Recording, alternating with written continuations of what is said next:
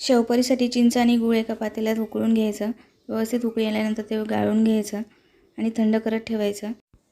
एका कुकरमध्ये पिवळे वाटाणे आणि बटाटे उकडत ठेवायचे. चवीनुसार मीठ घालायचं आणि चांगल्या 4 ते 5 शिट्ट्या येऊ द्यायच्या. तिखट पाणीसाठी मिक्सरमध्ये 3 ते 4 हिरव्या मिरच्या, पुदिना, कोथिंबीर आणि चवीनुसार मीठ घालून चांगलं वाटून घ्यायचं. त्यामध्ये थंड पाणी घालायचं.